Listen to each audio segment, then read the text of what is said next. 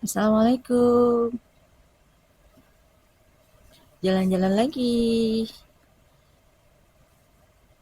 Kita sambil mendengarkan cerita berikutnya ya. Shen Lang sedikit terdiam. Gadis cantik ini terlalu protektif. Dia tidak bisa menahan diri untuk tidak berkata dengan malas. Kamu tidak akan kehilangan sepotong daging. Mengapa kamu begitu khawatir? Jika aku benar-benar bisa menidurimu, aku masih akan tinggal di kamar ini. Orang-orang di villa. Yah, aku percaya padamu. Liu Qingyi menggigit bibirnya dan tidak mengatakan apa-apa. Dia juga merasa bahwa Shen Lang seharusnya tidak melakukan hal seperti itu. Shen Lang sangat lelah. Dia membawa Liu Qingyi keluar dari kamar mandi, pergi ke kamar di lantai 2, dan dengan hati-hati meletakkan Liu Qingyi di tempat tidur, membiarkannya berbaring miring. Terima kasih, bisik Liu Qingyi. Kamu berbaring dulu. Aku akan mengambil obatnya. Shen Lang meninggalkan kamar setelah selesai berbicara. Liu Qingyi menghela nafas lega. Ini adalah pertama kalinya dia menunjukkan sikap yang memalukan di depan seorang pria. Tetapi reaksi Shen Lang tampaknya agak terlalu tenang. Atau apakah dia terlalu sadar? Barang-barang cadangan di villa sangat lengkap. Dan ada banyak obat-obatan dan sejenisnya. Setelah Shen Lang minum obat, dia pergi ke kamar tidur. Liu Qingyi masih mempertahankan posisi berbaring sekarang. Shen Lang mengeluarkan salep dan berkata, "Buka celanamu, dan aku akan memberimu obatnya." Liu Qingyi tersipu dan berkata, masih melepasnya. Omong kosong, jika kamu tidak melepasnya, aku masih bisa memberimu obat di udara. Shen Lang berkata dengan suasana hati yang baik. Liu Qingyi jarang mengobrol dengan anak laki-laki di waktu-waktu biasa, dan memintanya melepas celananya untuk menunjukkan kepada orang lain. Untuk seorang gadis sekonservatif dia, ini benar-benar tantangan untuk menutupi rasa malunya. Liu Qingyi berjuang untuk sementara waktu, dan kemudian berkata dengan malu, "Oke." Perlahan menarik ke bawah celananya, ekspresinya sangat memalukan. Berpikir bahwa Shen Lang telah melihatnya barusan, dan tidak akan ada apa-apa untuk melihatnya lagi.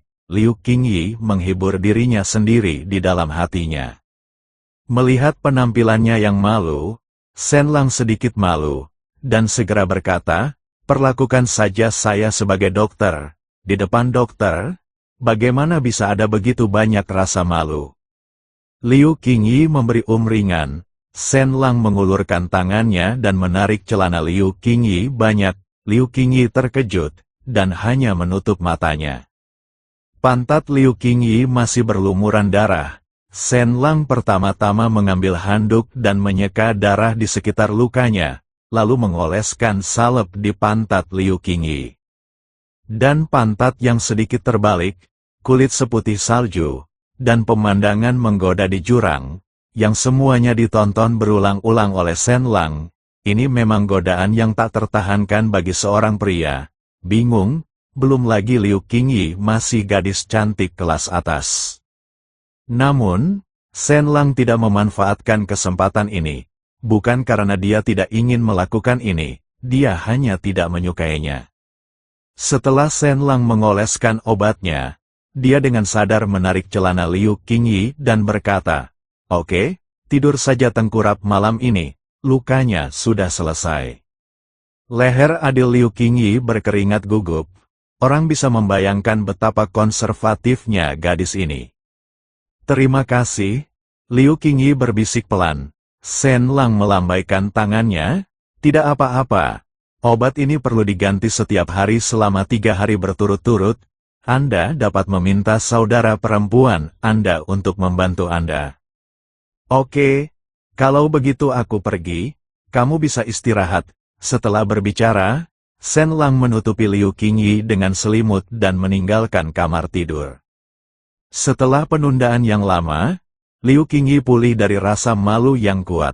Hari ini, hal yang memalukan terjadi. Dia tidak tahu ekspresi apa yang harus dia hadapi dengan Shen Lang di masa depan. Tapi memikirkan perubahan obat pasien Shen Lang untuk dirinya sendiri, emosi Liu Qingyi sangat rumit. Sejujurnya, dia tidak pernah begitu khawatir dengan seorang pria sebelumnya. Meskipun Shen Lang tidak mengatakan kata-kata yang bijaksana, Liu Qingyi masih sedikit tergerak, dan hal yang sama berlaku untuk menyelamatkannya di pabrik yang ditinggalkan terakhir kali. Shen Lang merasa lelah secara mental dan tertidur di tempat tidur.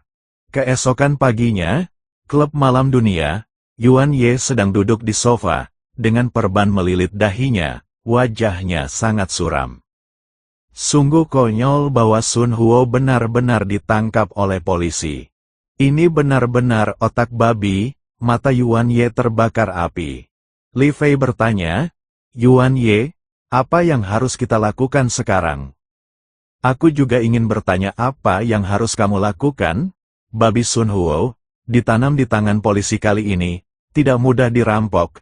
Belum lagi anak laki-laki bermarga Shen memiliki hubungan yang tidak biasa dengan gadis-gadis penjahat. Brigade polisi.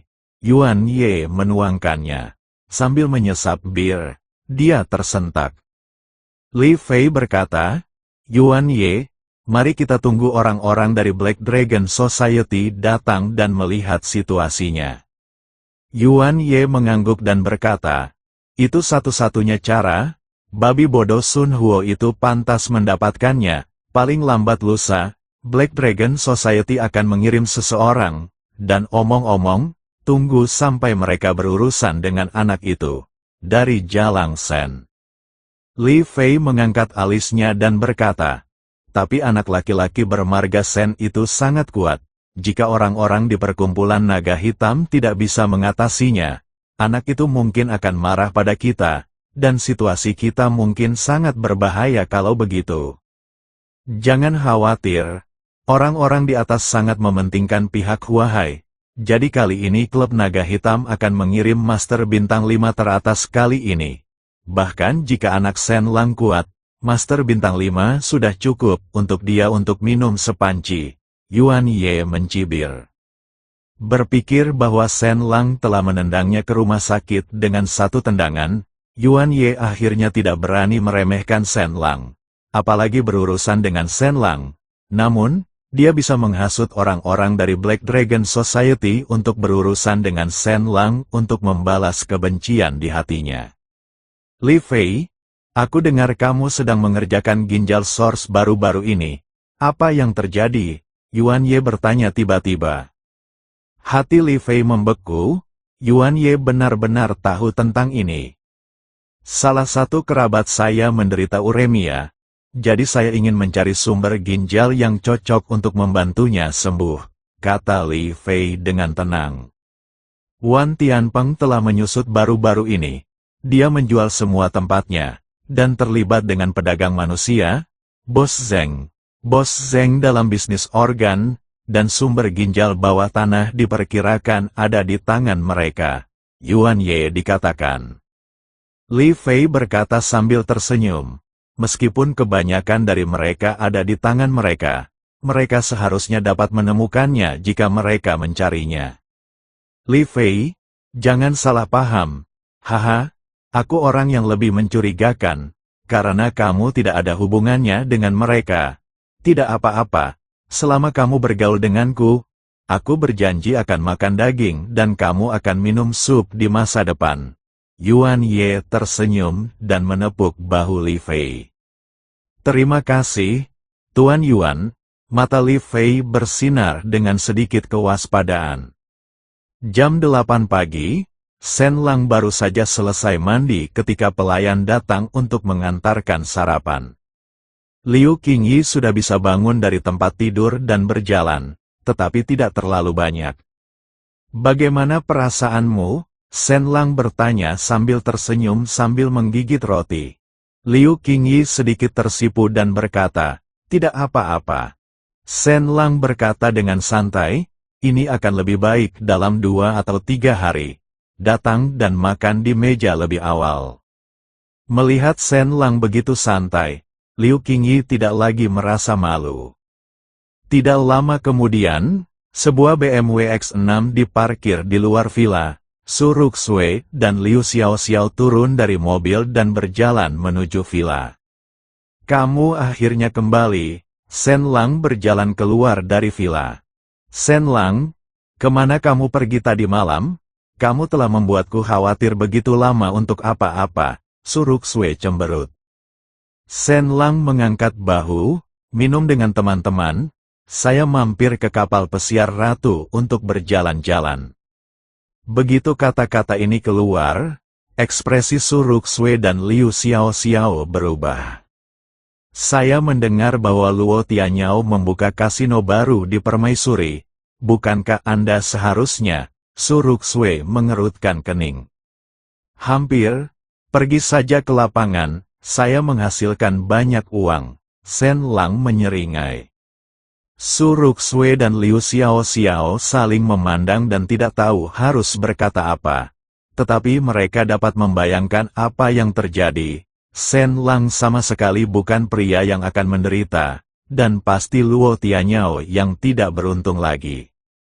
Aku tidak tahu kamu punya teman di kota Huahai? Siapa mereka? Su Ruxue bertanya dengan rasa ingin tahu. Shen Lang tersenyum, ngomong-ngomong, dia bukan orang baik. Su Ruxue sedikit terdiam. Teman-teman Shen Lang, kurasa mereka bukan orang biasa. Oke, ayo masuk dan bicara, desak Liu Xiaoxiao. Ketiganya memasuki villa. Kakak, Suster Su, Liu Qingyi berjalan keluar dari aula perlahan, dan sepertinya berjalan masih agak sulit. Qingyi, kenapa kamu masih memakai piyama? Ada tamu di sini. Itu terlalu tidak mengesankan. Liu Xiaoxiao berjalan mendekat. Liu Qingyi juga ingin mengganti pakaiannya, tetapi ketika dia mengenakan pakaian dalam, lukanya akan terasa sakit, jadi dia tidak memakainya. Kakakmu terluka sedikit. Aku membantunya mengatasinya. Meskipun tidak ada yang salah, lebih baik membawanya ke rumah sakit untuk melihatnya, kata Shen Lang. Wajah cantik Liu Xiaoxiao berubah warna. Dia melangkah maju dan mengepalkan tangan kecil Liu Qingyi dan bertanya, Qingyi, apakah kamu terluka? Apakah ini serius? Di mana lukanya? Liu Qingyi sulit untuk dikatakan. Jangan katakan ini. Bawa saudari Qingyi ke rumah sakit dengan cepat. Su Ruxue mengerutkan kening. Liu Qingyi melambaikan tangannya lagi dan lagi. Bukan apa-apa, ini bukan cedera besar. Di mana lukanya? Coba saya lihat, Liu Xiaoxiao berkata dengan prihatin. Wajah Liu Qingyi memerah, dan dia berbisik di samping telinga Liu Xiaoxiao sambil menggigit giginya. Wajah cantik Liu Xiaoxiao menjadi pucat, dan dia berseru, apa, obat yang dia berikan padamu? Aku akan pergi. Qingyi, bagaimana kamu bisa membiarkan orang ini? Shen Lang mengambil keuntungan darimu. Mengambil keuntungan, Su Ruxue cemberut, dan matanya yang indah menyapu ke arah Shen Lang. Shen Lang tidak wajar dan berteriak, Xiaoxiao, jangan memfitnah saya. Bagaimana saya memanfaatkan saudara perempuan Anda? Wajah cantik Liu Xiaoxiao menjadi biru dan putih, dan dia menggertakkan giginya dan berkata, beraninya kamu berpura-pura menjadi bawang putih setelah melihat tubuh saudara perempuanku? Shen Lang, jangan jelaskan padaku hari ini, aku belum selesai denganmu. Kakak, ini tidak seserius itu. Wajah Liu Qingyi memerah, dan dia buru-buru menarik sudut pakaian Liu Xiaoxiao, merasa bahwa dia telah kehilangan seluruh wajahnya.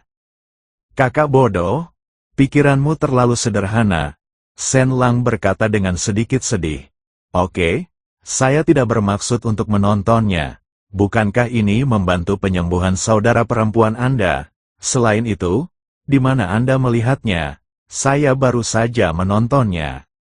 Shen Lang tidak melanjutkan pembicaraan, merasa sedikit malu. Su Ruxue melirik Shen Lang dan bersenandung, Shen Lang, katakan padaku dengan jujur, Apakah kamu memanfaatkan orang lain? Liu Qingyi berkata dengan malu, Sen, Tuan Sen tidak memanfaatkan saya. Dia membantu saya dengan obat-obatan. Dan terakhir kali saya diculik, Tuan Sen Lang lah yang menyelamatkan saya. Begitu kata-kata ini keluar, baik Su Ruxue dan Liu Xiao terkejut. Sen Lang yang menyelamatkanmu terakhir kali? Liu Xiao bertanya dengan linglung. Yah, saya tidak tahu bahwa Tuan Sen adalah pengawal Suster Su, kata Liu Qingyi cepat. Faktanya, Liu Qingyi juga sedikit bingung. Sen Lang sangat misterius di hatinya. Pria ini maha kuasa, dan dia tidak pernah berpikir bahwa dia hanya seorang pengawal. Setelah beberapa pertengkaran, ponsel Sen Lang tiba-tiba berdering. Dia mengangkatnya dan melihat bahwa itu adalah panggilan dari Li Fei. Aku akan mengangkat telepon, kalian bisa bicara pelan-pelan. Setelah berbicara, Sen Lang berjalan keluar dari villa dan menekan sambungan. Tuan Sen Lang, sesuatu terjadi, kata Li Fei di telepon dengan nada khawatir. Ada apa? Sen Lang mengerutkan kening. Li Fei segera menjelaskan, itu benar. Saya katakan sebelumnya bahwa saya ingin membantu Ibu Nona Lin Kair menemukan sumber ginjal. Sebenarnya, saya telah menemukan ginjal yang cocok, tapi... Jangan katakan setengah dari kata-katanya, tapi apa? Tanya Sen Lang. Saya menjadi sasaran Yuan Ye. Pria itu tahu bahwa klien saya sedang mencari sumber ginjal baru-baru ini. Dan dia juga curiga bahwa saya terlibat dengan Bos Zeng. Sebagian besar organ bawah tanah di kota Huahai dikendalikan oleh Bos Zeng. Baru-baru ini, Wan kolusi Tianpeng dengan Bos Zeng. Informan yang saya atur telah menemukan sumber ginjal yang cocok untuk Ibu Nona Lin. Dan sumber ginjal itu kebetulan dikelola oleh Ajin Wan Tianpeng. Awalnya, informan yang saya atur sudah berdiskusi dengan Ajin untuk membeli ginjal. Tetapi sekarang sudah diambil alih oleh Yuan. Kamu mengincar. Tidak mudah untuk menanganinya, kata Li Fei terburu-buru.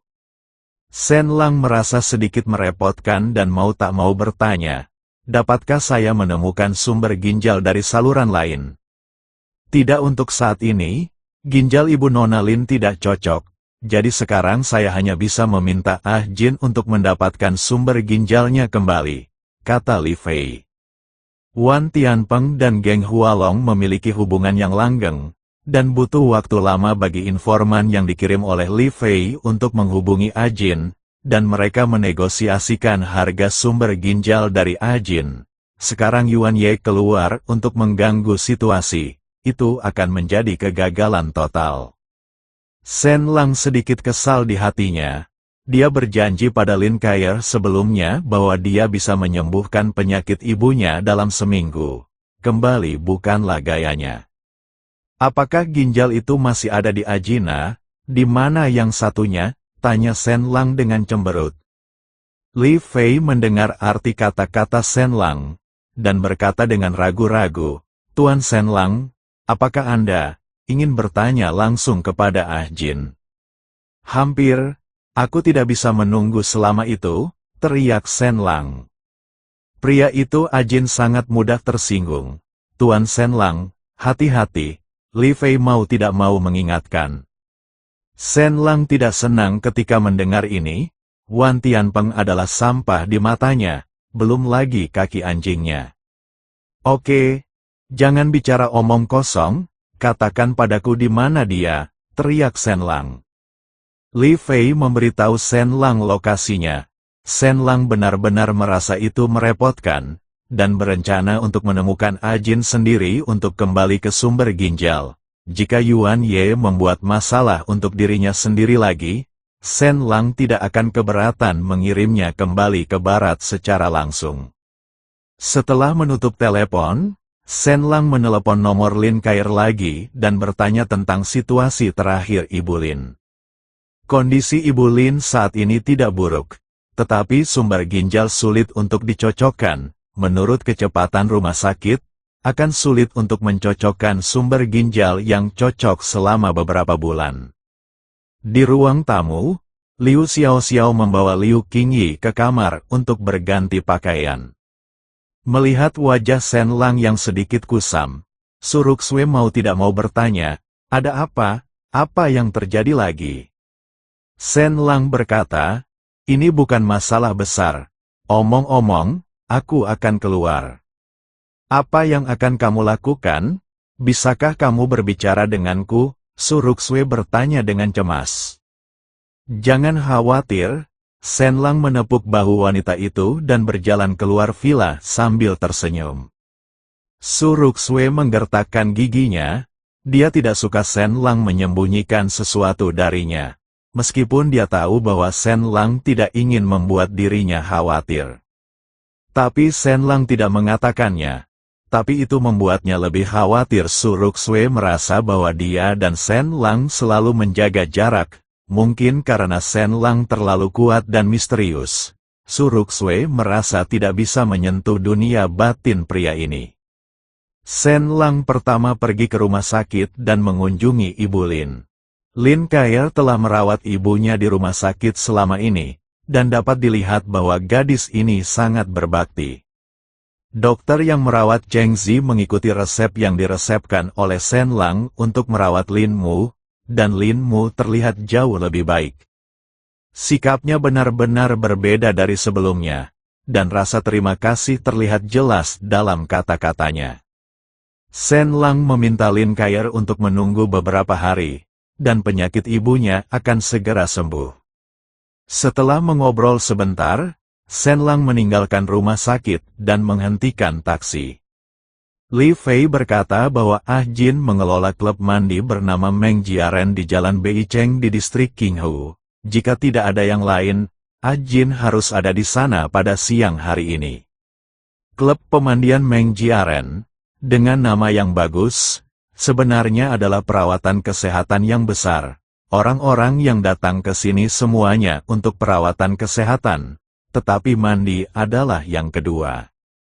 Ketika dia tiba di klub pemandian, setelah melihat bahwa itu masih pagi, Shen Lang duduk sebentar di restoran barat di sebelah pusat pemandian.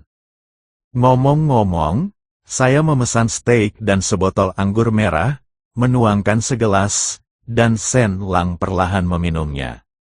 "Xiao Hua, kemarilah."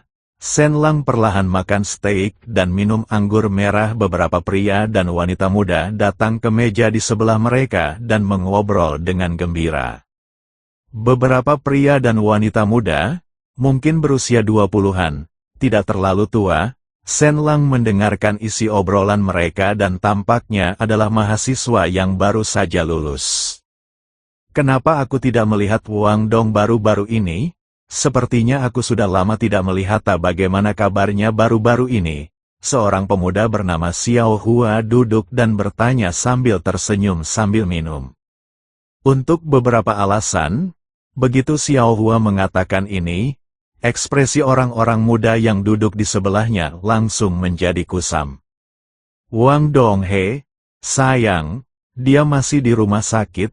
Seorang wanita muda menghela nafas.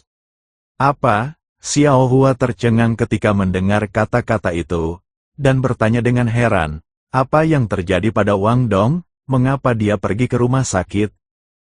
Melihat wajah semua orang tidak terlalu bagus, saya tidak tahu harus berkata apa.